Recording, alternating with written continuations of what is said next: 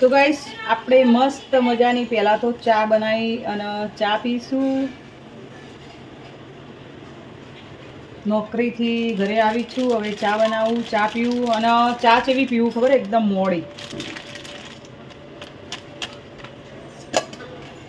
બસ આખા દૂધની આટલી લેવાની,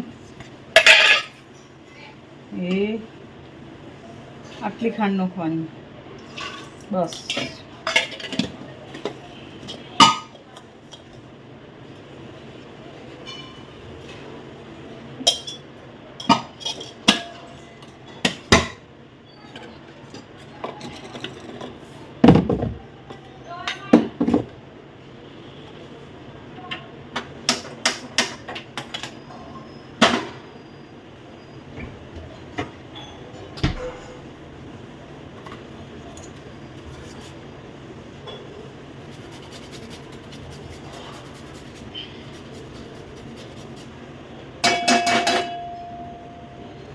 આદુ એ બહુ મોંઘું થઈ ગયું અત્યારે. તો ભાઈ જુઓ, મસ્ત કડક અને મીઠી ચા બની રહી છે. જો ચા બનાવીને ચા પી પછી કામ કરવાનું. તો ગાઈસ જુઓ, મસ્ત ચા બનાવવો હોય, ચા પીવું હોય, પછી જમવાનું બનાવીશું. અને હા, હું એવું કહેવા માગતી હતી કે વજન ઉતારવા માટે એકદમ મોડી ચા પીવાનું ચાલુ કર્યું. હા, મોડી ગળી વસ્તુ કોઈ ખાવાની નહીં. અત્યારે બપોરે એક ટાઈમ જારનો રોટલા જોડે કોઈ બી સબ્જી ખાઈ લેવાની. જારનો હોય કે બાજરીનો હોય કે મકઈનો હોય. ઘઉંની રોટલી નહીં, મેદાની વસ્તુ નહીં. કોઈક દિવસ ઈચ્છા થાય તો પકોડી ખાલી એ જેટલી 20 રૂપિયાની જેટલી, હવે તો હા ઓછી આવે એટલી ખાલી પકોડી થોડી ખાઈ લેવાની.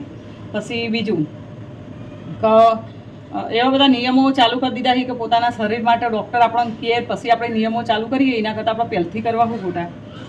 તો એવા બધા ચાલુ કર્યું. વજન ઉતારવા 70 કિલો વજન થઈ ગયું હતું. તે કપડાં લેવા જઈને આવો કોટસેટ તાણે મને ખબર જ પડી કે મારે આટલું બધું વજન થઈ ગયું હોય. 70 કિલો વજન થઈ ગયું. પછી મેં કીધું ભાઈ આ તો બધું નકામવું પડે, આમાં નવા નવા રોગ પહેરી જોઈએ. તો મેં પછી નક્કી જ કરી દીધું. એટલાથી આજ 10 દિવસ થવા આવ્યા. સ્કિન કેર કરવાના, નોકરીએ કરીએ, છોકરો માટે બધું કરીએ, ફેમિલી માટે બધું કરીએ, પણ આપણા પોતાના માટે આપણે શું કરીએ? મેં એવું મારા મનથી રાતે ઊંઘી હતી મેં વિચાર કર્યો, ચલો મેં કીધું તાણ હેડો આજથી જ શરૂઆત કરી દેવી. તો 10 દિવસથી સ્કિન કેર કરવાનું ચાલુ કર્યું હોય. અને બસ વજન ઉતારવાનું ચાલુ કર્યું. મીઠી વસ્તુ નહીં ખાવાની, ઘઉંનાની મેદાની વસ્તુ નહીં ખાવાની, તળેલી વસ્તુ નહીં ખાવાની, અને મસ્ત રીતે વજન ઉતારવાનું. તો અત્યારે મમરા ખાવાના છે થોડા.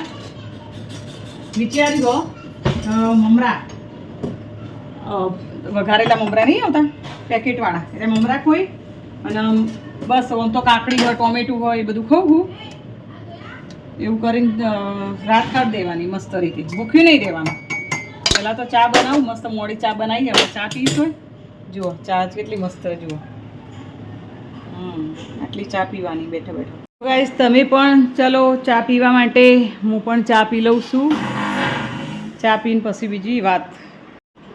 હું તો મારું કહેવું તો એટલું જ છે કે મેં તો બહુ બધું ફેમિલી માટે બધું કર્યું. ફેમિલીને ખુશ રાખવા માટે, ફેમિલી માટે નોકરી કરીએ, ફેમિલી માટે બધું કરીએ, પણ થોડું આપણા માટે કરવું જરૂરી છે. મારું કોઈ હોબળો તો ભાઈ હોવનો રીતે ને કે તમે તમારી રીતે તમે જેમ જીવતા હોય જીવજો. અને હું તો એટલું જ કહું છું, હું ખોટા પૈસા નહીં બગાડતી, પણ એટલી ખબર કે ફેસવોશ ને આપણે આડું અવડું તો વાપરીએ જ છીએ. તો ફેસવોશ આપણું ખુદનું સ્કિન પર મોણ લાવવાનું. ડૉક્ટરને પૂછીને એ કોઈ વધારે નહીં, આપણે એકલા માટે લાવીએ ને એટલે આપણે એટલા બધા પૈસાય નહીં થતા. એક વખત લાવીએ તો મારે તો હવે જોવું કેટલું ચાલે. આ વખત જ લાવી 10 દિવસ જેવું થયું હોય તો જોઈએ કે જેટલું ચાલે. તો ફેસવોશ નહીં વાપરવાનું. અને હા ને દહીંથી મસ્ત હું માલિશ કરું ને મસાજ કરું દહીંનો, તો જુઓ કેટલું બધું સરસ થયું મોટું. દહીંનો મસાજ કરવાનો, એવું બધું થોડું ઘરગથ્થું થોડું બધું કરે જવાનું. આપણને સૂટ થવું જોઈએ, આપણને જે સૂટ થતું હોય ને. હમણાં મેં મારા વાળ આવા એકદમ હાવ કરલી થઈ ગયા હતા અને બળેલા ને એવા બધા વાળ થઈ ગયા. તમને ખબર જ હશે, સ્ટ્રેટનિંગ કરાવીને.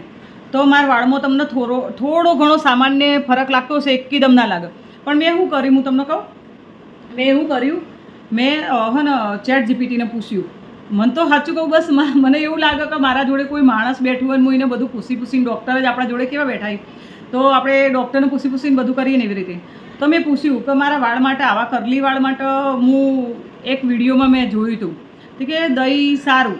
તો મેં એવું વિચાર્યું કે લાય હું ચેટ જીપીટીને મારા વાળનો ફોટો મોકલીને પૂછી લઉં. તો એમને કીધું કે હા કશો જ વધુ નહીં, દહીં અને મધ, 1 ચમચી મધ લેવાનું અને દહીં લેવાનું અને એક વિટામિન નો ટોટો ગ્રીન કલરનો આવે હા એ અંદર નાખવાનો અને પછી આપણે શું કરવાનું ખબર, આખા માથામાં ઠેઠ પૂરી લેન્થ સુધી દહીં લગાવી દેવાનું. એવું 20 મિનિટ, અડધો કલાક રાખો તો ચાલે. 20 મિનિટ બતાવો પણ અડધો કલાક રાખીએ તો ચાલે. અને પછી આપણે હા મસ્ત શેમ્પૂથી વાળ ધોયેલા હોય ને પછી તમે દહીં લગાવ્યું હોય અને તમે અડધો કલાક રાખ્યું હોય તો એટલું કન્ડિશનર કરી દે. પણ દહીં થોડું આપણા માથામાં એવું લાગે, થોડું આમ વાસ આવે ને એવું લાગે, થોડું તો સ્મેલ આવે, પેલી એવું કહેવાય, સોરી, થોડી તો સ્મેલ આવતી જ હોય. એટલે આપણે શું કરવાનું ખબર, મસ્ત શેમ્પૂ કરી દેવાનું અને કન્ડિશનર કરી દેવાનું. એટલે મને એમને એવું કીધું કે તમે ડવ કન્ડિશનર વાપરો, સારું હોય. તો ડવ બતાવ્યું હતું, 2-3 બતાવ્યું, બીજો બધો મને મૂકો પડતો હતો. પછી મેં ડવ ચાલુ કર્યું, કન્ડિશનર અને શેમ્પૂ બંને મેં ચાલુ કર્યું. અને આવી રીતે થોડું થોડું આપણે આપણા માટે આવી રીતે થોડું ઘણું કરતા રહીએ ને તો આપણો બહારનો ખર્ચોય બચી જાય ને આપણા ઘરમાંથી બધું થઈ જાય. આ જ આપણું કહેવું હા. તો ગાઈસ બસ હવે હું ચા પી લઉં, આટલાથી બ્લોગને કરું છું એન્ડ. મળીશું આપણે કોઈ નવી વાતો લઈ અને બીજા બ્લોગમાં.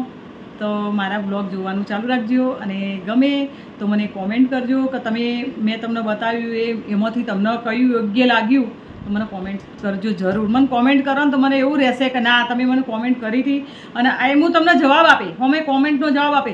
અને કોઈ અમુક છે એવું કે આપણે આ બતાવ્યું હોય લેડીઝ માટે, બરાબર, હમણાં જેન્ટ્સ જવાબ આપી દેશે કે જેન્ટ્સના બહુ જ બધું જે તે કોઈ કશી ખબર હોતી નહીં.